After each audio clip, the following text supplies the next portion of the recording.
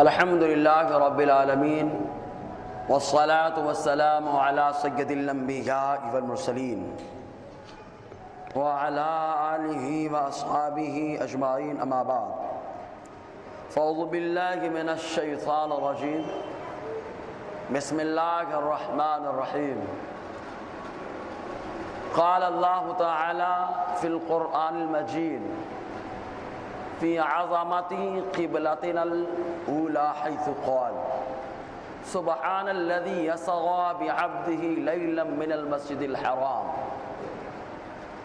إلى المسجد الأقصى الذي باركنا حوله لنريه من آياتنا إنه هو السميع العليم صدق الله مولانا العظيم وبلغنا رسوله النبي الأمين المتين الكريم ونحن على ذلك لمن الشاكرين والشاكرين والحمد لله رب العالمين السلام علیکم ورحمۃ اللہ وبرکاتہ۔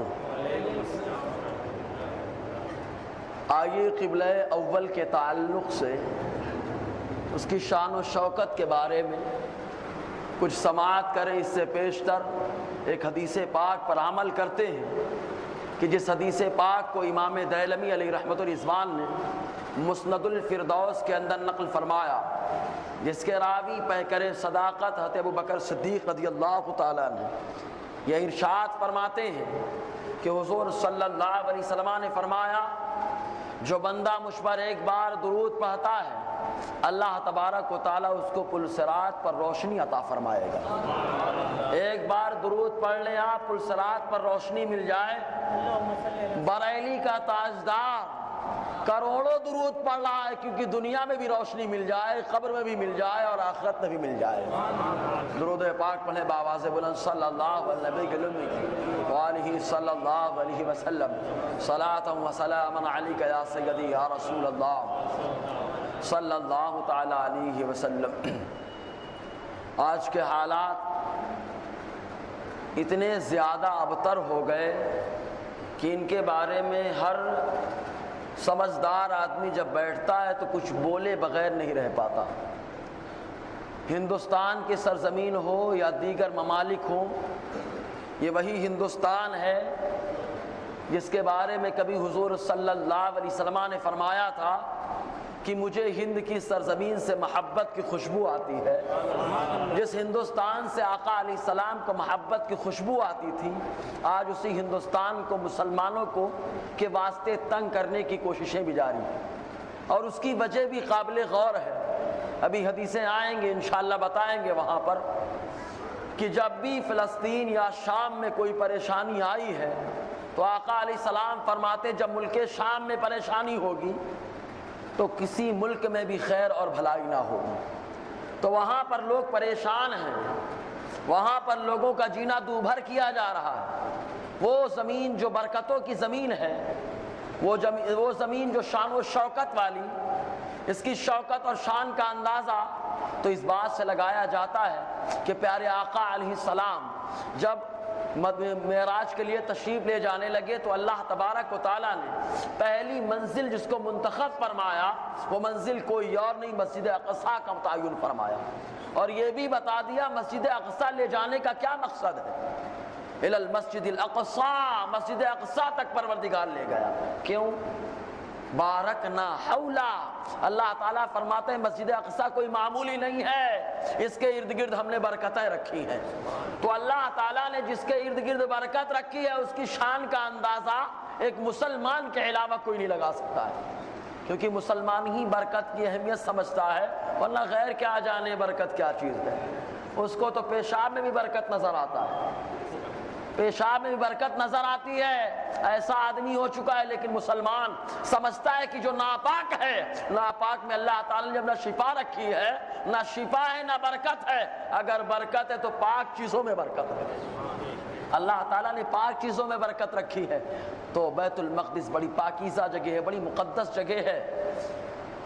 اس مقدس جگہ کی عظمت کو تار تار اور پامال کرنے کی کوششیں ہو رہی ایک زمانے سے، لیکن اللہ تبارک و تعالیٰ نے جب بھی اس کی عصمت کو پامال کرنے کی کوششیں کی گئیں، کوئی مرد مجاہد، مرد قلندر ضرور کھڑا ہوا ہے۔ آج کے زمانے میں بھی معاملہ ایسے ہی درپیش ہے، لیکن ہائے افسوس مرد قلندر تو نہیں نظر آتا، اگر مرد قلندر نہیں تو کم از کم امت محمدیہ تو کھڑی ہو سکتی ہے۔ سنیں آقا علیہ السلام نے ایک حدیث پاک میں ارشاد فرمایا، معجم صغیر کے حدیث پاک جس کے راوی ہے ابو امامہ باہلی رضی اللہ تعالیٰ عنہ، یہ فرماتے ہیں حضور صلی اللہ علیہ وسلم نے فرمایا تمام مسلمان ایک جسم کی طرح ہیں، اگر ایک اس میں تکلیف ہوتی ہے تو دوسرے میں درد کا احساس ہوتا ہے۔ تو معلوم یہ ہوا کہ فلسطین کی مسلمانوں کو پریشان کیا جا رہا ہے، تو جو مسلمان ہوں گے ان کو درد ہوگا، ورنہ مسلمان کے نام پر دنیا میں بہت سارے ملک آباد ہیں، پڑوس میں بھی ہیں، ان کو درد نہیں ہو رہا ہے۔ اس کا مطلب یہ ہے ایمان تو ظاہراً ہے، حقیقتاً حلاوت ایمان نہیں پایا جاتا ہے۔ جس کے اندر حلاوت ایمان ہوگا، اللہ تعالیٰ نے ایمان کی مٹھاس پیدا فرمائی ہوگی، وہ ضرور آدمی کھڑا ہوگا فلسطین کے مسلمانوں کے واسطے۔ اللہ تعالیٰ ہم سب کو مسلمانوں کی شان اور فلسطین کی عظمت اور شوکت سمجھنے کی توفیق عطا فرمائے۔ درود پاک پڑھے جھوم کر دیوانوں کی طرح، پھر حدیثیں سنائی جائیں۔ صلی اللہ علیہ کی وآلہ صلی اللہ علیہ وسلم، صلاۃ و سلام علیک یا سیدی یا رسول اللہ صلی اللہ تعالیٰ علیہ وسلم۔ انشاءاللہ اس کی کئی قسطوں پہ انشاءاللہ گفتگو ہوگی۔ پہلی قسط شام کے حوالے سے۔ یہ شام ہے کیا؟ شام کی شان کیا ہے، اس کی عظمت کیا ہے، حضور صلی اللہ علیہ وسلم سے بہتر مخلوق میں تو کوئی نہیں جانتا۔ اور حضور صلی اللہ علیہ وسلم جو بولے تو اللہ تعالیٰ اپنا پیغام بنا دیتا ہے، اپنا حکم بنا دیتا ہے۔ تو آقا علیہ السلام کیا فرماتے ہیں؟ تاریخ ابن عساکر پہلا حصہ صفحہ 119، راوی ابو امامہ باہلی رضی اللہ تعالیٰ عنہ، یہ فرماتے حضور نے فرمایا صفوۃ اللہ تعالیٰ من ارضہ شام، اللہ تبارک و تعالیٰ نے روئے زمین میں جس زمین کو منتخب فرمایا وہ زمین ملک شام کی زمین ہے۔ اللہ تعالیٰ نے اس کو چن لیا۔ صفوہ کے معنی بھی کیا ہوتا ہے؟ ایک صفوہ کا معنی ہوتا ہے چنا ہوا، اور ایک صفوہ کا معنی ہوتا ہے کپڑا خراب ہے اس کو صاف کر دیا گیا، صاف کر دیا گیا، بولا یہ کپڑا جو ہے نا گندگی سے صاف ہو چکا ہے۔ تو صفوہ کے معنی ہوتا ہے صاف ستھرا۔ تو اللہ تبارک و تعالیٰ نے جس سرزمین کو سب سے پاک اور صاف بنایا ہے، آقا علیہ السلام فرماتے وہ شام کی سرزمین ہے۔ اور یاد رکھیں جتنی گفتگو ہے مدینہ اور مکے کے بعد کی گفتگو ہے، ورنہ تو اللہ تعالیٰ نے روئے زمین میں جس کو سب سے افضل بنایا، تمام فقہاء کا اجماع ہے وہ زمین مدینہ طیبہ کا وہ حصہ جو حضور صلی اللہ علیہ وسلم کے جسم انور سے ملا ہوا ہے، وہ عرش اعظم سے بھی افضل و اعلیٰ ہے، عرش اعظم سے بھی افضل و اعلیٰ۔ بعد میں مکہ، پھر مدینے کا دوسرا حصہ، پھر جا کے بیت المقدس کا مقام آتا ہے۔ تو حضور صلی اللہ علیہ وسلم نے فرمایا روئے زمین میں سب سے چیدہ اور پسندیدہ جگہ، صاف ستھری جگہ ملک شام ہے۔ وَفِيهَا صَفَّتُهُ مِنْ خَلْقِهِ وَعِبَادِهِ، اور اللہ تبارک و تعالیٰ نے اس سرزمین میں اپنے چنے ہوئے اور منتخب کردہ بندوں کو متعین فرما دیا۔ انبیاء کرام وہاں پر آرام فرمائے، فرشتوں کی جماعتیں آتی ہیں، تو اللہ تعالیٰ نے اپنی مخلوق میں چیدہ بندوں کو منتخب فرمایا۔ آگے کی حدیث بڑی شاندار، حضور فرماتے وَلَيَدْخُلَنَّ الْجَنَّةَ مِنْ أُمَّتِي ثُلَّةٌ لَا حِسَابَ عَلَيْهِمْ وَلَا عِقَابَ۔ آقا فرماتے ملک شام میں جو لوگ بستے ہیں ان میں سے کچھ ایسے لوگ ہوں گے جن کا داخلہ اللہ تعالیٰ جنت میں فرمائے گا، نہ ان سے حساب لے گا نہ کتاب لے گا۔ اللہ تبارک و تعالیٰ بغیر حساب و کتاب ان کا داخلہ جنت میں فرمائے گا۔ یہ ہے ملک شام۔ یہی وجہ کہ حدیث پاک میں آیا حضور صلی اللہ علیہ وسلم نے فرمایا میری امت کے 40 قطب ہیں جو ملک شام میں ہے، جن کی وجہ سے تم کو بارش سے بھی نوازا جاتا ہے اور ان کی وجہ سے تم کو روزیاں بھی عطا کی جاتی ہیں۔ یہ ہے ملک شام جہاں پہ اقطاب آرام فرما ہے، قطب آرام فرما ہے، جن کے ذریعے سے اللہ تبارک و تعالیٰ دنیا کا نظام چلاتا ہے۔ بارش ہوتی ہے تو ان کے صدقے، روزی ملتی ہے تو ان کے صدقے۔ یہی وجہ ہے کہ ملک شام میں اگر حالات خراب ہوتے ہیں تو دنیا کے حالات خراب سے خراب ہوتے چلے جاتے ہیں۔ ایک دوسری حدیث پاک میں آیا کہ جو بندہ ملک شام میں رہتا ہے اس رہنے والے کی شان کیا ہے۔ آج تو ہم لوگ سمجھ رہے ہیں وہ پریشان حال ہیں، ارے یہ ان کا ایمان ہے، ایمان، کیونکہ جو ایمان ہوتا ہے وہی ایمان رکھتا ہے وہی تو دنیا میں پریشان ہوتا ہے۔ ایک صحابی آ گئے آقا علیہ السلام کی بارگاہ میں، عرض کرتے اللہ کے نبی صلی اللہ علیہ وسلم میں آپ سے بڑی محبت کرتا ہوں۔ حضور نے فرمایا اگر محبت کرتے ہو تو پریشانی کا سامنا کرنے کے لیے تیار ہو جاؤ۔ معلوم یہ ہوا دنیا میں پریشان ہے وہ، اس لیے کہ آقا علیہ السلام کے غلام ہے وہ، حضور صلی اللہ علیہ وسلم کی غلامی کی وجہ سے محض ان کو پریشان کیا جا رہا ہے، ورنہ عرب بھی تو ہے، سعودیہ بھی تو ہے، وہاں پہ تو بڑے بڑے پہنچ رہے ہیں یہودیوں کے ایجنٹ، تبادلہ خیال ہو رہا ہے۔ وہ لوگ جو پیشاب کو پیشاب نہ سمجھ سکے، امرت سمجھتے رہے، وہ پہنچ رہے وہاں پر، کوئی معاملہ نہیں درپیش ہو رہا ہے۔ بیت المقدسی کو کیوں ٹارگٹ بنایا جا رہا ہے؟ فلسطین اور شام کو کیوں ٹارگٹ بنایا جا رہا ہے؟ اس کی واحد وجہ یہ ہے کہ دنیا میں سب سے اچھا مذہب اسلام، اور دنیا میں 73 فرقوں کے اندر اللہ تعالی نے سب سے بہتر جن کو بنایا وہ ہے غلامان مصطفیٰ۔ تو ملک شام کی سرزمین پر جو رہتے ہیں وہ غلام مصطفیٰ رہتے ہیں۔ جاؤ جس کو جو کرنا ہے کر لے، ہم تو محمد عربی کے غلام ہیں، آقا علیہ السلام کے غلام ہیں۔ دنیا خرید لو گے لیکن جنت تو ہمارا مقدر ہے۔ تجھ سے اور جنت سے کیا مطلب وہاں بھی دور ہو، ہم رسول اللہ کے جنت رسول اللہ۔ وہاں کے مسلمان یہی کہہ رہے ہیں، پتھر مار مار کے بتا رہے ہیں۔ ہم کو تو جمعہ ملتا ہے مسجدوں میں پڑھنے کے لیے، ہم لوگ آنے کے لیے تیار نہیں ہیں، اور آتے بھی ہیں تو 2 پڑھیں گے باقی غائب۔ بیچارے وہ پتھروں سے مقابلہ کر کر کے جمعہ کی نماز ادا کرنے جا رہے ہیں۔ یہ ان کی ایمان کا جذبہ ہی تو ہے، حلاوت ایمان ہی تو ہے کہ وہ جا رہے ہیں۔ تو حضور صلی اللہ علیہ وسلم نے ارشاد فرمایا، یہ بھی وہی تاریخ ابن عساکر کی حدیث پاک پہلا حصہ صفحہ 119 جس کا راوی حضرت ابو امامہ باہلی رضی اللہ تعالیٰ عنہ یہ بیان فرماتے ہیں کہ حضور صلی اللہ علیہ وسلم نے فرمایا شام جو ہے اللہ تعالیٰ کی منتخب زمینوں میں سے ہے، اور اس میں اللہ تعالیٰ کے منتخب بندے آرام فرما ہیں۔ فمن خرج من الشام الى غیرها فیسخطه ومن دخل الیہا من غیرها فیرحمه۔ حضور صلی اللہ علیہ وسلم فرماتے ہیں شام اللہ تعالیٰ کی پسندیدہ جگہوں میں سے ایک جگہ ہے، تو جو بندہ ملک شام سے نکل کر چلا جاتا ہے اللہ تعالیٰ کو ناراض کر دیتا ہے، اور جو ملک شام میں پناہ لیتا ہے اللہ تعالیٰ اس سے خوش ہو جاتا ہے، اس سے خوش ہوتا ہے۔ فَيَرْحَمُهُ، اللہ تعالیٰ خوش ہو کر اس پر رحمت کا نزول فرماتا ہے۔ یہ ہے ملک شام، جس جگہ پہ کوئی پہنچ جائے تو باعث رحمت وہ آدمی ہو جائے، رحمت کا ذریعہ ہو جائے، اللہ تعالیٰ کی خوشی کا ذریعہ بن جائے، تو اندازہ لگائے جو لوگ وہاں سے پہلے بستے ہیں ان کی شان اور ان کی عظمت کیا ہے۔ تو جو وہاں سے نکلتا ہے اللہ تعالیٰ کو ناراض کرتا ہے، جو جاتا ہے اللہ تعالیٰ کو خوش کرتا ہے۔ اور اس کے ساتھ ساتھ ہمارے لیے تو خالی جمعہ ہی کے دن فرشتے نہ آتے ہیں، جمعہ کو آتے ہیں تو جمعہ کو آتے ہیں، بیٹھے رہتے ہیں گیٹ پہ، ہے نا، سب لکھتے ہیں، فجر میں آتے ہیں اور عصر میں آتے ہیں جن میں ہم نہیں آتے ہیں، فجر اور عصر میں آتے ہیں جن میں ہم نہیں آتے ہیں، جمعہ میں آتے ہیں ہم 2 رکعت کے لیے آتے ہیں۔ کیوں؟ جہاں فرشتے رہتے ہیں وہاں دعائیں قبول ہوتی ہیں۔ یہی وجہ کہ آقا علیہ السلام نے فرمایا جمعہ کے دن تم لوگ مجھ پر کثرت سے درود پڑھا کرو کیونکہ فرشتے حاضر آتے ہیں۔ تو جہاں فرشتے حاضر آئے وہاں درود کا حکم دیا گیا، دعا کا حکم دیا گیا، کیونکہ دعائیں قبول ہوتی ہیں۔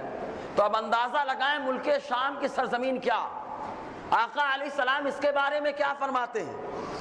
وہی تاریخ ابن عساکر پہلا حصہ صفحہ 126 راویت زید ابن ثابت رضی اللہ تعالیٰ عنہ یہ فرماتے ہیں کن عند رسول اللہ صلی اللہ علیہ وسلم، ہم آقا علیہ السلام کے پاس بیٹھے ہوئے تھے، نؤلف القرآن من رقاع، حضور صلی اللہ علیہ وسلم کے پاس بیٹھ کر ہم قرآن کو جمع کر رہے تھے، الگ الگ قرآن تھا اس کو جمع کر رہے تھے، حضور صلی اللہ علیہ وسلم کے پاس بیٹھے ہوئے، اتنے میں حضور نے فرمایا طوبیٰ للشام، ملک شام کے لیے مزدہ ہو، خوشخبری ہو۔ حضرت زید ابن ثابت نے عرض کیا حضور ان کے لیے طوبیٰ کیوں ہو، خوشخبری کیوں ہو، مزدہ کیوں ہو؟ تب آقا علیہ السلام نے فرمایا لِأَنَّ مَلَائِكَةَ الرَّحْمَنِ بَاسِطَةٌ أَجْنِحَتَهَا عَلَيْهِمْ، حضور صلی اللہ علیہ وسلم نے فرمایا ان کو مزدہ اور خوشی اس لیے ہو کہ اللہ کے رحمت کے فرشتے ہمیشہ ان کے لیے اپنے بازوؤں کو پھیلائے رہتے ہیں۔ ہمیشہ رحمت کے فرشتے اپنے بازوؤں کو پھیلائے رہتے ہیں، تو جہاں رحمت کے فرشتے حاضر ہوں بندہ دعا کرے قبول ہوتی ہے وہ دعا۔ تو معلوم یہ ہوا ملک شام تو ایسا مقام ہے، اگر وہاں کوئی بندہ دعا کرے تو اللہ تعالیٰ اس کی دعاؤں کو قبول فرما لیتا ہے۔ اب جس مقام کی یہ شان ہو کہ وہاں دعائیں قبول ہو، فرشتے اپنے بازوؤں کو پھیلائے ہوں، اگر اس مقام پر کوئی دوسرا حملہ کرتا ہو تو ہر مسلمان کا فریضہ ہے ایسے مقام کو حاصل کرنے کے لیے پرزور کوشش کی جائے۔ اور یہی نہیں، اچھا ایک سوال بھی ہو سکتا ہے، کیا اللہ تعالیٰ اس پر قادر نہیں ہے کہ وہ قبلہ اول کو بچا لے؟ سوال پیدا ہوتا ہے نا دماغ میں، انسان ہے، انسان کے دماغ میں وسوسے بہت آتے ہیں۔ کیا اللہ تبارک و تعالیٰ قادر نہیں ہے؟ پروردگار عالم تو ہر چیز پر قادر ہے۔ ابراہ کے لشکر کو بگایا، پروردگار عالم نے نیست و نابود کر دیا، اگر وہ چاہے تو کیوں نہ کر لے، لیکن پروردگار عالم بندوں کو دیکھنا چاہتا ہے، آزمانا چاہتا ہے تم میں سے کون کھڑا ہوتا ہے۔ یہی وجہ ہے کہ جو بھی اللہ کا نیک بندہ رہا وہ ہمیشہ قبلہ اولا کے واسطے سرگرم رہا اور کھڑا رہا۔ تو اللہ تبارک و تعالیٰ تو ہم کو آزمانا چاہتا ہے، ہم میں سے کون کھڑا ہوتا ہے، ہم میں سے کون کھڑا ہوتا ہے ہماری مسجد اور ہمارے گھر کو بچانے کے لیے۔ ایک مثال اور دیتا ہوں میں، میرا گھر کوئی چھین لے مجھ سے، ویران کر لے، اور میں ایک دم خاموش رہوں، یہ دیکھنے کے واسطے دیکھ کون کون بولتا ہے اپنے خلاف، کون کون بولتا ہے اپنے اس میں۔ تو جو اپنے اس میں بولے گا تو اپن خوش ہوں گے کہ ناراض ہوں گے؟ میں اپنی مثال دے رہا ہوں، سب کی طرف سے ہی، خوش ہوں گے کہ ناراض ہوں گے؟ بتاؤ، انسان کا یہ طریقہ ہے کہ اگر وہ خاموش ہے تو دیکھتا ہے وہ کون کیا کر رہا ہے، جو اس کی تائید میں کھڑا ہوتا ہے اس سے خوش ہوتا ہے۔ تو مسجد اقصیٰ اللہ تبارک و تعالیٰ کا گھر ہے، جب اللہ تعالیٰ کا گھر ہے تو پروردگار عالم کے گھر کے اوپر جب حملہ ہوا، اللہ تبارک و تعالیٰ دیکھتا ہے بندوں کو، کون بندہ میرے گھر کی حفاظت کے واسطے کھڑا ہوتا ہے، کون کھڑا ہوتا ہے۔ جو کھڑا ہوگا اللہ تعالیٰ کی خوشی اور کو ذریعہ بن جائے گا حاصل کرنے کا، اور اگر نہیں کھڑا ہوگا تو ظاہر سی بات ہے جب اس کا ایمان ہی کھڑا نہیں ہے تو وہ کیا کھڑا ہوگا۔ بہت سارے ہیں، اگر خالی ایک ملک کھڑا ہو جائے، ایک ملک کھڑا ہو جائے سب ٹھنڈے بیٹھ جائیں گے، اور وہ ملک ہے سعودیہ۔ یہ کھڑا ہو جائے، بڑا مال ہے اس کے پاس، پیسہ بھی خرچ کر سکتا ہے، اور پیسے کے دم پہ تو طاقتیں بھی خریدی جاتی۔ یہی وجہ ہے کہ اس نے امریکہ کو اپنا نوکر بنا کے رکھا، امریکہ کے سپاہی اس کے یہاں کام کر رہے ہیں۔ تو اس نے بتا دیا ہمارے اندر اتنا پاور ہے کہ جو دنیا کا سپر پاور ہے اس کو بھی ہم نے غلام بنا لیا۔ ارے جب اس نے غلام بنا لیا، خالی کھڑا ہو جائے، ایک بار بول دے، دیکھیے اللہ تبارک و تعالیٰ دنیا کا کایا ہی بدل دے گا۔ لیکن یہ کھڑے نہیں ہوتے، کیوں؟ ایمان ہے ہی نہیں۔ خالی خادم حرمین ہونے سے کام نہیں چلے گا، خادم حرمین ہونے کے ساتھ ساتھ ایمانی جذبہ بھی رکھنا ضروری ہوتا ہے۔ اللہ تعالی ہم مسلمانوں کو ایمانی جذبہ اور حراوت سے مالا مال فرمائے۔ ایک بار اور جھوم کر درود پاک پڑھیں، ہمارا ہتھیار تو درود ہے۔ صلی اللہ علیہ نبی الامی وآلہ صلی اللہ علیہ وسلم، صلاۃ و سلام علیک یا سیدی یا رسول اللہ صلی اللہ تعالی وسلم۔ آخر یہ کیوں نہیں کھڑے ہو رہے سعودیہ والے؟ کھڑے نہ ہونے کی کیا وجہ؟ ان کو کھڑے ہو جانا چاہیے نا، مسلمان نہ ہیں۔ کہیں پر مسلمانوں پہ کوئی آفت آتی ہے یہ لوگ کھڑے ہوتے ہی نہیں۔ ہمارے یہاں سے موذی لوگ پہنچتے ہیں، ان کا استقبال ہوتا ہے، ایسی سی موذی قومیں پہنچتی ہیں ان کا استقبال ہو جاتا ہے۔ یہ کھڑے نہیں ہوتے کبھی مسلمانوں کے خلاف، جو کھڑا ہوتا ہے ان کے خلاف۔ آخر اس کی وجہ کیا ہے؟ وجہ ہم غور کریں گے تو ایک حدیث ملے گی کہ آقا علیہ السلام نے ہم میں اور ان کے درمیان بڑا فرق پیدا فرما دیا۔ کیا فرق ہے؟ حدیث پاک مشکات کے اندر بھی ہے، تاریخ ابن عساکر کے اندر بھی ہے، راوی حضرت عبداللہ ابن عمر رضی اللہ تعالیٰ عنہما ہے، یہ بیان فرماتے ہیں حضور صلی اللہ علیہ وسلم نے ایک موقع پر دعا فرمائی، اللہم بارک لنا فی شامنا، اللہم بارک لنا فی یمننا، اے اللہ ہمارے شام میں برکت رکھ دے، اے اللہ ہمارے یمن میں برکت رکھ دے، دے۔ لوگوں نے کہا وفی نجدنا یا رسول اللہ، اللہ کے نبی صلی اللہ علیہ وسلم نجد میں بھی برکت کی دعا کر دیں۔ پھر آقا علیہ السلام نے دعا کو دہرایا اور یوں کہا اللہم بارک لنا فی شامنا، اللہم بارک لنا فی یمننا، اے اللہ شام میں برکت رکھ دے، اے اللہ ہمارے یمن میں برکت رکھ دے۔ لوگوں نے پھر عرض کیا حضور وفی نجدنا، نجد میں آقا علیہ السلام نے پھر دعا کی اللہ ہمارے شام میں برکت رکھ دے، ہمارے یمن میں برکت رکھ دے۔ تیسری بار جب لوگوں نے کہا تب حضور نے فرمایا کیسے میں اس کے لیے برکت کی دعا کر دوں، وہاں سے تو زلزلے ہوں گے اور وہاں سے فتنے کھڑے ہوں گے۔ تو آقا علیہ السلام نے فرق پیدا فرما دیا کہ شام والے ہمارے ہیں، یمن والے ہمارے ہیں۔ آقا علیہ السلام نے بتا دیا شام میں بسنے والا انسان ہمارا غلام ہے، یمن میں بسنے والا انسان ہمارا غلام ہے، اور جو نجد سے آیا وہ ہمارا غلام نہیں ہے۔ معلوم یہ ہو گیا کہ تمام غلامان مصطفیٰ پر جو مصیبت یا امتحان کی گھڑی آتی ہے تو جو غدار مصطفیٰ ہوتا ہے وہ کبھی کھڑا نہیں ہوتا ہے بلکہ جشن کا اہتمام کیا کرتا ہے۔ یہی وجہ کہ لوگ کھڑے نہیں ہو رہے کیونکہ یہ نجدی ان کو معلوم ہے۔ اور ایک بات اور بتا دوں، میرے پاس پکا پروف ہے اور انشاءاللہ موضوع لوں گا تو وہاں پروف کے ساتھ بتاؤں گا۔ یہ جو نجدی ہے یہ یہودی النسل ہے۔ نجدی کیا ہے؟ یہ بس زور سے بول دے یار دیوانو، کیا ہے یہ؟ کیا ہے یہ؟ ارے جو یہودی اپنے نبی کے نہ ہو سکے وہ یہودی ہمارے کیسے ہوں گے؟ ارے حضرت موسیٰ علیہ السلام نے کہا قوم جبارین سے مقابلہ کرنے چلو، تو ان یہودیوں نے کہا موسیٰ تم اور تمہارا رب چلا جائے، ہم یہی بیٹھے ہیں۔ معاذ اللہ، یہ ان کا معاملہ۔ لیکن ہم غلامان مصطفیٰ کے آقا جو ہیں، ہم غلامان مصطفیٰ کے آقا جو ہیں وہ ہیں صحابہ کرام۔ ہم غلامان مصطفیٰ کے آقا وہی ہیں صحابہ کرام۔ تو صحابہ کرام نے کہا تھا غزوہ بدر کے موقع پر اللہ کے نبی صلی اللہ علیہ وسلم اگر آپ کہیں گے دریا میں کود جاؤ تو ہم کودنے کے لیے تیار ہیں۔ ایک صحابی نے یہ کہا اللہ کے نبی صلی اللہ علیہ وسلم اگر آپ کہیں کہ ہم اینٹ سے اینٹ بجا دیں تو ہم اس کے لیے تیار ہیں۔ تو انہوں نے اپنی غلامی کا مظاہرہ کر دیا اور ناہنجاری کا مظاہرہ کر دیا۔ معلوم یہ ہوا جو یہودی ہوتا ہے یا یہودیوں کی اولاد ہوتا ہے وہ آقا علیہ السلام اور دیگر پیغمبروں کا مخالف ہوتا ہے، اور جو غلام مصطفیٰ ہوتا ہے وہی تو پیغمبروں کی تعلیم پہ چلنے کی کوششیں کیا کرتا۔ تو یہودی النسل ہے، اس لیے نہیں کھڑے ہو رہے یہ لوگ۔ معلوم ہے کہ شام اور یمن کے لوگ غلام ہیں آقا علیہ السلام کے، تو یہ کھڑے نہیں ہو رہے ہیں کیونکہ معلوم ہے ہم یہودی النسل ہیں۔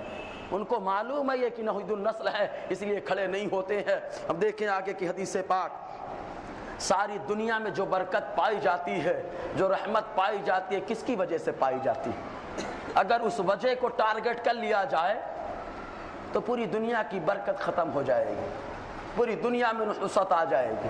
آخر وہ کون سی چیز ہے کہ جس کی وجہ سے ساری دنیا میں برکتیں ہیں، ساری دنیا میں رحمتیں ہیں؟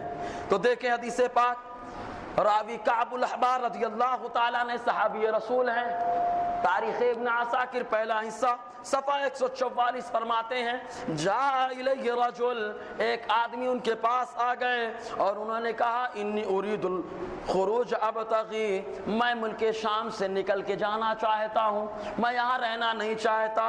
ارے انہوں نے ارشاد فرمایا علیک بالشام، علیک بالشام، علیک بالشام، ارے ملک شام کو لازم پکڑ لو، ملک شام کو لازم پکڑ لو، ملک شام کو لازم پکڑ لو۔ فإنه ما نقص من برکت الارضیین یزاد بالشام، کیونکہ انہوں نے ارشاد فرمایا ملک شام میں رہو، کیونکہ روئے زمین میں جب بھی برکت بڑھتی ہے تو ملک شام کی وجہ سے بڑھا کرتی ہے، برکت بڑھتی ہے تو ملک شام کی وجہ سے بڑھتی ہے، اور ملک شام میں برکت ختم ہوتی ہے تو دنیا کی برکت اٹھا لی جاتی ہے۔ اندازہ لگاؤ ملک شام میں جب سے آفتیں آ گئیں، مسلمانوں کی روزیوں سے برکتیں ختم ہیں، مسلمان حیران اور پریشان ہے، اور مسلمان ہی کیا عالمی حال یہ ہے کہ کساد بازاری مکمل شائع ہوئی، اس کی وجہ یہی ملک شام، ملک شام کو ٹارگٹ بنا لیا گیا، اس لیے رحمتیں اور برکتیں اٹھا لی گئیں۔ ایک دوسری حدیث پاک میں آیا جس کے راوی حضرت عبداللہ ابن عمرو رضی اللہ تعالیٰ عنہ یہ بیان فرماتے کہ حضور صلی اللہ علیہ وسلم نے فرمایا الخیر عشرۃ اعشار، بھلائیاں 10 حصوں میں ہیں، بھلائیوں کو تقسیم کیا گیا، بانٹا گیا، تو اس کے 10 حصے بنائے گئے، 10 حصے ہوئے۔ واحد فی سائر البلدان، ایک حصہ پوری دنیا میں پایا جاتا ہے، بھلائی کا ایک حصہ پوری دنیا میں پایا جاتا ہے۔ والشر 10 اعشار، اور برائی کے 10 حصے کیے گئے، ان میں سے 9 حصے پوری دنیا میں پائے جاتے ہیں برائی کے۔ واحد بالشام و9 فی سائر البلدان، برائی کے 10 حصے پوری دنیا میں پائے جاتے ہیں اور ایک حصہ شام میں پایا جاتا ہے۔ اور بھلائی کے 10 حصے کیے گئے، بھلائی کا ایک حصہ پوری دنیا میں پایا جاتا ہے اور بھلائی کے 9 حصے ملک شام میں پائے جاتے ہیں، ملک شام میں۔ اس کے بعد آقا فرماتے ہیں وَإِذَا فَسَدَ أَهْلُ الشَّامِ فَلَا خَيْرَ فِيكُمْ، حضور نے فرمایا جب ملک شام والے تباہی اور بربادی کا شکار ہوں گے، فَلَا خَيْرَ فِيكُمْ، آقا فرماتے وہ تباہی اور بربادی کا شکار ہوں گے، تمہارے درمیان کوئی بھلائی نہ ہو۔ اللہ اکبر کبیرہ، ان کے درمیان تباہی اور بربادی آئی، ہمارے درمیان سے بھلائی ختم کر دی گئی۔ اچھا یہ بتائیے، یہ ہم کہہ رہے ہیں کہ آقا علیہ السلام فرما رہے ہیں؟ اور زور سے بولے نا دیوانوں۔ اور حضور کا فرمانا اللہ کا پیغام ہے کہ نہیں؟ تو ملک شام میں آفت آئی تو پوری دنیا میں کوئی بھلائی ہے؟ نہیں ہے بھلائی۔ اگر بھلائی کو حاصل کرنا ہے تو ملک شام کی حفاظت کرنا پڑے گی۔ اگر بھلائی کی حفاظت کرنا ہے تو ملک شام کے لوگوں کے واسطے کھڑے ہونا پڑے گا، ان کے واسطے ہم کھڑے ہوں گے، اللہ تبارک و تعالی بھلائی کو ہمارا مقدر بنا دے گا، ہمارے جینے کا سہارا بنا دے گا پروردگار عالم۔ اسی ایک حدیث پاک میں اور آیا، حضور صلی اللہ علیہ وسلم نے اس کے تعلق سے ارشاد فرمایا، سب سے بڑی بات کیا ہے؟ جہاں ایک نبی آرام فرما ہو وہاں دعائیں قبول ہوتی کہ نہیں ہوتی ہیں؟ ارے ایک ولی جہاں ہو وہاں دعائیں قبول ہوتی ہیں، ہے نا؟ حدیث پاک میں بھی آیا ہے، قرآن کی آیت بھی ہے، جہاں نبی ہوتے ہیں وہاں دعائیں قبول ہوتی ہیں۔ اچھا یہ بتائیے، حجر اسود کے پاس دعا کریں گے قبول ہوگی کہ نہیں ہوگی؟ مطاف میں دعا کریں گے قبول ہوگی کہ نہیں ہوگی؟ اور دیگر مقامات مستجاب الدعوات ملتزم وغیرہ پہ دعا کریں قبول ہوگی کہ نہیں ہوگی؟ کیوں ہوگی؟ کس نے بتایا؟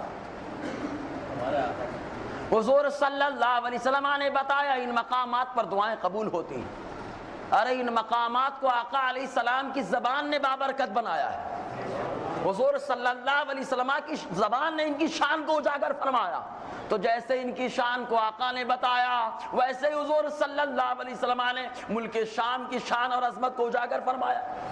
اور اللہ تعالیٰ تو خود فرماتا ہے بارکنا حولا، ہم نے اس کے ارد گرد جو ہے برکتیں رکھی ہیں۔ برکت کیا ہیں؟ تو حدیث پاک سنیں، کعب الاحبار رضی اللہ تعالیٰ عنہ سے مروی ہے، تاریخ ابن عساکر پہلا حصہ، اور تاریخ ابن عساکر جو ہے اس کا دوسرا نام جو ہے تاریخ مدینہ دمشق، شہر دمشق کی کیا تاریخ ہے اسی کے بارے میں پوری حدیث، پوری کتاب ہے، اسی کی پوری کتاب مکمل جلد ہے اسی کے بارے میں، اسی کے اندر حضرت کعب الاحبار رضی اللہ تعالیٰ عنہ فرماتے ہیں کہ مکتوب فی التورات، کہ تورات میں لکھا ہوا ہے ان الشام کنز اللہ یسکنھا کنزہ من عبادہ، اللہ تبارک و تعالیٰ کا جو خزانہ ہے وہ ملک شام ہے۔ اللہ تعالیٰ کا خزانہ کیا ہے؟ ملک شام۔ اور حضور فرماتے ہیں اللہ تعالیٰ نے سارے خزانوں کی چابیاں مجھے عطا فرما دی، تو ملک شام یہ اللہ تعالیٰ کا خزانہ، اور اس خزانے کی چابی حضور کو عطا فرما دی گئی۔ اب اگر کوئی اس خزانے کو چھیننے کی کوشش کرتا ہے، اس کا مطلب یہ ہے کہ وہ آقا علیہ السلام کا خلاف کھڑا ہوتا ہے، اور جو مصطفیٰ کے خلاف کھڑا ہوتا ہے بریلی کا تاجدار اس کے خلاف کھڑے ہونے کا ذہن دیتا ہے، اور یوں کہتا ہے دیوانوں جو مصطفیٰ سے ہٹ گیا وہ سب سے ہٹ گیا، جو تیرے در سے یار پھرتے ہیں در بدر یوں ہی خار پھرتے ہیں۔ تو حضور صلی اللہ علیہ وسلم کو خزانے کی چابی اللہ تعالیٰ نے عطا فرمائی، اور خزانہ ملک شام ہے اللہ تعالیٰ کا۔ اور آگے ارشاد فرماتے ہیں یسکنھا کنزہ من عبادی، اللہ تبارک و تعالیٰ اپنے بندوں میں سے جسے چاہتا ہے اپنے خزانے میں رہنے کی اجازت دیتا ہے، جسے چاہتا ہے ملک شام میں رہنے کی اجازت دیتا ہے، یعنی بہا قبور الانبیاء علیہم الصلاۃ والسلام वस्सलाम, यानी इसके अंदर अल्लाह तबारक व तआला ने अंबिया की कब्रों का तयन फरमा दिया। हज़रत इब्राहीम की कब्र वहाँ पर है, हज़रत इसहाक़ की कब्र वहाँ पर है, हज़रत याक़ूब की कब्र वहाँ पर है। और जहाँ अंबिया किराम की कब्रें होती हैं, अल्लाह तबारक व तआला सुबह व शाम रहमतों का नुज़ूल फरमाता है। तो ये अंबिया की आराम गाह है, अगर हम इसके हिफाजत में नहीं खड़े होंगे तो किसकी हिफाजत में खड़े होंगे? अच्छा ये बताएं, हज़रत इब्राहीम अलैहिस्सलाम में नूर मोहम्मदी रहा कि नहीं रहा? नूर मोहम्मदी रहा कि नहीं रहा भाई? अरे जब नूर मोहम्मदी जिसके अंदर रहा तो अल्लाह तबारक व तआला उनकी हमेशा हिफाजत करता रहा, तो हज़रत इब्राहीम अलैहिस्सलाम के अंदर भी रहा और उनकी आरामगाह मुल्क शाम में है। अगर हम उसकी हिफाजत के लिए नहीं खड़े होंगे तो किसकी हिफाजत के लिए खड़े होंगे? अल्लाह ताला हम लोगों को मुल्क शाम का पासबान बनने की तौफीक अता फरमाए, मुसलमान के अंदर जज्बा अता फरमाए कि हर मुक़द्दस मकाम की हिफाजत कर सके, ख़ास तौर से नमाज़ों से अपनी मस्जिदों को आबाद कर सके। और हदीस पाक सुने कि जो मुल्क शाम में रहता है बंदा और वहाँ तकालीफ दी जाए, उन तकालीफ पे अगर वो सब्र करता है तो उसकी शान क्या होती है। वहाँ के लोगों के बारे में कोई खड़ा नहीं हो रहा, चंदे मादूदे को छोड़कर, लेकिन अल्लाह के रसूल ने पहले ही बिशारत दे दी है, पहले ही बता दिया, क्योंकि हुजूर की आंखें बहुत कुछ देख रही थी। तो आका अलैहिस्सलाम ने क्या फरमाया, वहाँ अगर तकलीफ हो लोग सब्र करें तो क्या शान। हुजूर सल्लल्लाहु अलैहि वसल्लम फरमाते हैं, वही तारीख़ इब्न आसाकिर पहला हिस्सा सफ़ा 180, रावी हज़रत अब्दुल्लाह इब्न उमर रज़ियल्लाहु ताला अन्हुमा हैं, वो फरमाते हैं उनकी एक बांदी आपके पास आई। बांदी उस ज़माने में जो कनीज़ और खादमाएँ हुआ करती थी उनको बांदी कहा जाता था।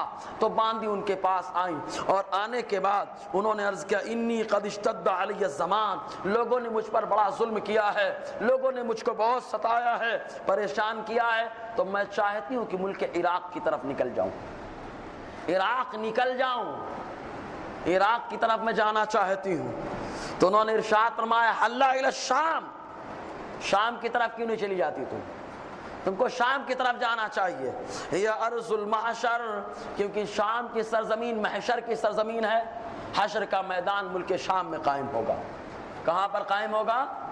मुल्क शाम में हशर का मैदान। अल्लाह ताला को मुल्क शाम इतना पसंद, हशर का मैदान कायम करे तो मुल्क शाम में कायम फरमाए।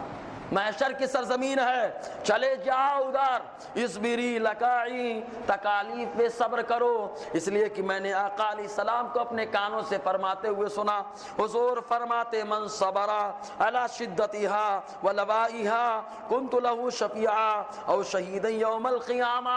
आका फरमाते मुल्क शाम में रहते हुए अगर किसी को तकालीफ का सामना करना पड़े, उन तकालीफ को बर्दाश्त कर ले, कुन्तु लहू शफीआ, तो ऐसे तकालीफ बर्दाश्त करने वालों की शफाअत में खुद करने वाला हूँ। हुजूर सल्लल्लाहु अलैहि वसल्लम फरमाते, मैं खुद शफाअत करने वाला हूँ। और आका अलैहिस्सलाम ने, मैं तो कहता हूँ सऊदिया इसलिए नहीं खड़ा हो रहा है क्योंकि वो शफाअत का हकदार ही नहीं है। शफाअत का हकदार होता तो खड़ा होता, क्योंकि आका फरमाते मुल्क शाम में जो रहते हुए तकालीफ का सामना करे, सब्र कर ले, मैं खुद उसकी शफाअत करूंगा। तो जो उनकी ताईद में खड़ा होगा वो भी शफाअत का हकदार होगा। ये शफाअत के हकदार नहीं, शफाअत से महरूम है, इसलिए तो नहीं खड़े हो रहे। और इनके यहाँ तो शफाअत है ही नहीं, खड़े भी कैसे होंगे, शफाअत है भी नहीं। तो आका अलैहिस्सलाम फरमाते, जो सब्र कर ले मैं खुद उसकी शफाअत करने वाला हूँ। और शहीद यौमल क़ियामा, या तकलीफ पर वो सब्र कर ले तो अल्लाह तबारक व तआला महशर में उसका हश्र फरमाएगा, तो शुहदा की जमात में हश्र फरमाएगा, शुहदा की जमात में हश्र फरमाएगा। हुजूर शफाअत भी करे और अल्लाह तबारक व तआला शुहदा की जमात में उनका हश्र फरमाए, जो लोग मुल्क शाम में रहते हुए तकालीफ का सामना करें और सब्र कर लें। एक दूसरी हदीस पाक में आया, हुजूर सल्लल्लाहु अलैहि वसल्लम इरशाद फरमाते हैं, जिसके रावी हज़रत अब्दुल्लाह इब्न मसऊद रज़ियल्लाहु ताला अन्हु ये फरमाते, वही तारीख़ इब्न आसाकिर पहला हिस्सा सफ़ा 190, हुजूर सल्लल्लाहु अलैहि वसल्लम फरमाते, अल मदीनतु बैन आइनई समा, आका फरमाते मेरा मदीना आसमान की दो आँखों के दरमियान है। मेरा मदीना आसमान की دو آنکھوں کے درمیان ہے۔ کون کون ہے وہ آنکھیں؟ آقا فرماتے ہیں عین بالشام وعین بالیمن، ایک آنکھ شام میں ہے اور دوسری آنکھ یمن میں ہے۔ تو یمن اور شام یہ آسمان کی دو آنکھیں ہیں جن آنکھوں کے درمیان اللہ تبارک و تعالیٰ نے مدینۃ الرسول کو آباد فرمایا۔ اور ایک موقع پہ تو آقا علیہ السلام نے بڑی تعریف فرمائی ملک یمن اور ملک شام کی۔ ملک یمن کے بارے میں تو یہاں تک حضور نے فرما دیا تھا، مسلم شریف کی حدیث پاک آقا فرماتے الایمان یمانی والحکمت یمانیہ۔ آقا علیہ السلام نے فرمایا تھا ایمان یمنی ہے اور حکمت بھی یمنی ہے، مطلب یمن کے باشندوں میں ایمان مکمل پایا جاتا ہے۔ الحمدللہ یہی وجہ ہے کہ یمن و شام کے رہنے والے صحیح العقیدہ سنی پائے جاتے ہیں، وہ ہر لمحہ آقا علیہ السلام پہ درود و سلام کا اہتمام کرتے ہیں، وہ پکے سنی پائے جاتے ہیں۔ لیکن نجد ہمیشہ منحوس رہا، جو آقا علیہ السلام پر سلام نہ پڑھ سکے وہ سب سے بڑا منحوس آدمی، کنجوس آدمی ہے۔ خود آقا فرماتے ہیں البخیل من الذی ذکرت عنده فلم یصلی، ارے کنجوس اور بخیل ہے وہ آدمی جس کے سامنے میرا ذکر ہو اور وہ مجھ پر درود نہ پڑھے۔ دیکھ لینا ہونٹ بھی نہیں ہلتے، لیکن جو غلام ہے آقا کا نام سنتا ہے جھوم جھوم کر درود پاک پڑھتا ہے۔ درود پاک پڑھے جھوم کر آگے گفتگو کی جائے۔ صلی اللہ علی نبی المی وآلہ صلی اللہ علیہ وسلم صلاۃ و سلام علیک یا سیدی یا رسول اللہ صلی اللہ تعالی علیہ وسلم۔ کسی چیز کو مارنا ہے اس کی گردن مار دو، اس کا گلا کاٹ دو، وہ خود بخود ختم ہو جائے۔ تو روئے زمین کا سر کیا ہے؟ روئے زمین کا سر کیا چیز ہے؟ ایک صحابی ہیں جن کا نام وہاب ابن منبہ ہے اور کچھ لوگوں نے ان کو تابعی بھی لکھا ہے۔ یہ فرماتے ہیں تاریخ ابن عساکر پہلا حصہ صفحہ 192، یہ فرماتے ہیں الشام راس الارض، کہ جو ملک شام ہے یہ زمین کا سر ہے۔ اگر زمین کا سر سلامت رہا تو پوری زمین سلامت رہی، اور اگر سر بیکار ہو گیا تو پوری زمین بیکار ہو جائے گی۔ تو ملک شام یہ سر ہے، اور سر کی حفاظت کرنا تمام جسم کی جو ہے عادت ہوتی ہے۔ اگر سر نہیں بچا تو سب جاتا رہا، تو معلوم یہ ہوا ملک شام سر ہے جس کی حفاظت کی ذمہ داری پوری روئے زمین میں بسنے والوں انسانوں کی ہے۔ اگر حفاظت نہیں کریں گے تو سر جاتا رہے گا۔ تو آج بہت کچھ وہاں پر ہو رہا ہے، بہت کچھ وہاں پر ہو رہا ہے، کیا کیا ہو رہا ہے سب جانتے ہیں، فلسطین میں اور ہمیشہ ہوتا رہتا ہے۔ اور ایک حدیث پاک سنے حضور صلی اللہ علیہ وسلم کیا فرماتے ہیں، بخاری شریف کی حدیث پاک آقا علیہ السلام نے فرمایا تم لوگ ظالم اور مظلوم دونوں کی مدد کیا کرو، ظالم اور مظلوم دونوں کی مدد کیا کرو۔ فلسطین میں جو بستے ہیں وہ مظلوم ہیں، اور جو ظلم کر رہے ہیں وہ یہودی ہیں، وہ ظلم کر رہے ہیں۔ تو آقا علیہ السلام نے فرمایا ظالم اور مظلوم دونوں کی مدد کیا کرو۔ صحابہ کرام نے پوچھا اے اللہ کے نبی صلی اللہ علیہ وسلم، مظلوم کی مدد کرنا تو سمجھ میں آتا ہے کہ ظلم ہو رہا ہے اس کی مدد کریں، لیکن ظالم کی کیسے مدد کریں؟ تو آقا علیہ السلام نے فرمایا ظالم کی مدد یہ ہے کہ اس کو ظلم کرنے سے روک دو، اس کو ظلم کرنے سے روک دو۔ تو آقا علیہ السلام کے فرمان پہ عمل کرنا ہے، مظلوم فلسطینیوں کی مدد بھی کرنے کی کوشش کرنا ہے، اور ظالم کو ظلم سے روک کر اس کی بھی مدد کرنے کی کوشش کرنا ہے۔ تو آقا علیہ السلام نے دونوں کی مدد کرنے کا ذہن دیا۔ اور وہاں کے لوگ جو ہے مسلمان ہیں، اور جو مسلمان کی تائید میں کھڑا ہوتا ہے اس کی کیا شان ہوتی ہے۔ آج ہم لوگوں کی کساد بازاری کا شکار ہیں، اس نیت سے کھڑے ہوں کہ ہماری پریشانیاں کیسے دور ہوں گی۔ آقا علیہ السلام فرماتے ہیں جو بندہ کسی مسلمان بھائی کی مدد کرتا ہے اللہ تعالیٰ اس بندے کی مدد فرمایا کرتا ہے۔ آج ہم ان کی مدد کے لیے کھڑے ہوں گے، اللہ تعالیٰ ان کی مدد کے صدقے میں ہماری تمام پریشانیوں کو دور فرما دے گا، کیونکہ حضور کا یہ وعدہ ہے۔ اچھا ایک بات اور بتائیں آپ، جو مسجدوں کو ویران کرنے کی کوشش کرے یا ویران کر ڈالے اس کا کیا حکم؟ آج دنیا یزید کو برا کہتی ہے کہ نہیں کہتی ہے؟ ارے بولو نا بھائی، کیا کہتی ہے؟ اس کی بہت ساری خامیاں، کچھ ہوں گے یزید کے ماننے والے جو گستاخ اہل بیت ہوں گے، گستاخ صحابہ ہوں گے، لیکن یزید کی بہت ساری خامیاں، ان میں سے ایک خامی یہ بھی تھی کہ اس نے مسجد نبوی اور مسجد حرام پہ اذان اور اقامت پہ پابندی لگائی تھی، روکا تھا وہاں پر۔ اور مسجد نبوی میں تو 3 دن تک نہ اذان ہوئی نہ اقامت ہوئی تھی۔ تو اب جو مسجدوں کو ویران کرنے کی کوشش کرے یا ویران کرے وہ کیا ہے؟ پچھلے ہفتے آپ نے اخبار میں پڑھا بیت المقدس میں جمعہ کی نماز پڑھنے سے روکا گیا. اسرائیلی فوج نے روکنے کی کوشش کی، ان بیچاروں نے پتھروں سے سامنا کر کے نماز جمعہ ادا کرنے کی کوشش کی. تلواروں کے سائے میں الحمدللہ میرا دل تو کہتا ہے حقیقت میں غلام حسین تو وہی ہیں. امام حسین کے غلام حقیقت میں وہی ہیں کہ تلواروں کے سائے میں امام حسین نے سجدہ کیا، انہوں نے پتھروں اور گولیوں کے سائے میں مسجد اقصی میں جمعہ کی نماز ادا کی. غلام حسین تو وہی ہیں یار، وہ کھڑے ہیں ہر طریقے سے قبلہ اول کے واسطے، اور ہم لوگوں کا حال خاموش تماشائی بنے. آج ہر کوئی جو ہے سوشل میڈیا کا استعمال کرتا ہے. کرتے کہ نہیں کرتے؟ کیا خبر نہیں ملتی؟ سب ملتی ہے. تو ہم میں اتحاد آئے، سب چھوڑے ایک طرف، آقا علیہ السلام کی غلامی ایک طرف، غلام مصطفیٰ ہونے کے ناطے کھڑے ہونا ضروری ہے. اللہ تعالیٰ قرآن میں فرماتا ہے جو مسجدوں میں ذکر خدا کو روکے، ذکر الہی کو روکے، وہ کیا ہے؟ سورہ بقرہ کے اندر اللہ تعالیٰ فرماتا ہے وَمَنْ أَظْلَمُ مِمَّنْ مَنَعَ مَسَاجِدَ اللَّهِ أَنْ يَذْكُرَ فِيهَا اسْمُهُ وَسَعَىٰ فِي خَرَابِهَا. اس سے بڑھ کر ظالم کون ہوگا جو مسجدوں میں ذکر الہی کو روکے؟ نماز سراپا ذکر ہے، اذان سراپا ذکر ہے، اقامت سراپا ذکر ہے. یہودیوں نے ذکر الہی سے روکا، ان سے بڑا ظالم دنیا میں کوئی اور ہو ہی نہیں سکتا. اور دنیا میں تو کہا جاتا ہے مسلمان کو بہت طریقے سے دہشت گرد ہے، یہ ہے وہ ہے. اچھا دہشت گرد کا معنی کیا ہوتا ہے؟ دہشت پھیلانے والا. آج دنیا میں دہشت پھیلا کون رہا ہے؟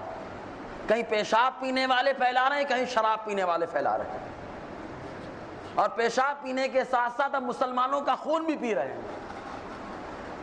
تو جو قوم پیشاب پی گئے وہ تو سراپا ناپاک ہے، وہ پاک کو کیسے برداشت کرے؟ وہ پاک کو کیسے برداشت کرے؟ جب سے تماشا امریکہ آیا، مشورہ ہوا، تب سے مسلمانوں کے لیے آفت. تو اللہ تعالیٰ نے فرمایا ذکر الہی سے روکنے والے ہیں، اور جو ذکر الہی سے روکے اس سے بڑا ظالم کون؟ اور ظالم کے خلاف کھڑے ہونا ہمیشہ یہ مسلمانوں کا طریقہ رہا ہے، اور مظلوم کی مدد کرنا یہ مسلمانوں کا طریقہ رہا ہے. تو فلسطین کی امداد کے واسطے کھڑے ہوں گے نا انشاءاللہ؟ ارے ہاتھ تو اٹھا دو اب تو یار، کھڑے ہوں گے نا انشاءاللہ؟ اچھا ایک چیز کا وعدہ اور لیتا ہوں میں، ایک چیز کا وعدہ، اور یہ سمجھ کر وعدہ لینا کہ ہم اپنے مظلوم بھائی کی مدد کر رہے ہیں. اچھا یہ بتائیے اسرائیل کی بنی ہوئی چیزیں بہت ساری ہے کہ نہیں ہے نا؟ اگر کاروبار کسی کا ٹوٹ جائے نا تو اس کا دماغ کاروبار میں لگا رہے گا. ہمارے کاروبار کو اسی لیے توڑا جا رہا ہے، مسلمان کاروبار میں پریشان ہو جائے، اپنی شریعت کے بارے میں غور نہ کر سکے. تو کاروبار توڑ رہا ہے اس لیے کہ تاکہ ہم اسی میں الجھے رہیں. تو اسرائیل مت بولنا، کیا بولنا؟ اسرائیلی، بنو اسرائیل یا یہودی. بہت ساری یہودیوں کی مصنوعات ہیں، بنی ہوئی چیزیں ہیں، ان کا بائیکاٹ کریں گے کہ نہیں کریں گے؟ اور جو بائیکاٹ نہیں کرتا وہ یاد رکھے کہ وہ گناہ پر مدد کر رہا ہے، کیونکہ جو فائدہ ان کو پہنچ رہا ہے اسی فائدے سے تو حملہ کر رہے ہیں وہ لوگ. اور اللہ تعالیٰ قرآن میں فرماتا ہے لا تعاونوا علی الاثم والعدوان، گناہ اور سرکشی پر کسی کی مدد مت کرنا. تو جو منافع ان کو پہنچ رہا ہے اسی سے مسلمان کو پریشان کیا جا رہا ہے. تو تمام مصنوعات جو یہودیوں کی بائیکاٹ کریں گے نا انشاءاللہ، اور جو بائیکاٹ نہیں کرتا یاد رکھے کل آج ان کے بچے رو رہے ہیں، کل ہمارے بچے روئیں گے. آج ان کو پریشان کیا جا رہا ہے، کل ہم کو پریشان کیا جائے گا. کسی مسلمان کو چھوڑا نہیں جا رہا، ٹارگٹ کیا جا رہا ہے، تمام مسلمانوں کو ٹارگٹ کیا جا رہا ہے. تو اپنی آنکھوں کے سامنے ان مظلوموں کو یاد رکھیں، ان کی چیخ و پکار کو یاد رکھیں اور مکمل بائیکاٹ کریں. اللہ تعالی ہم سب کو کہنے سننے سے زیادہ عمل کرنے کی توفیق عطا فرمائے. دوران گفتگو جو غیر شرعی کلمات نکلے ہیں میں توبہ کرتا ہوں، استغفر اللہ ربی من کل ذنب واتوب الیہ. اشہد ان لا الہ الا اللہ واشہد ان محمدا عبدہ ورسولہ.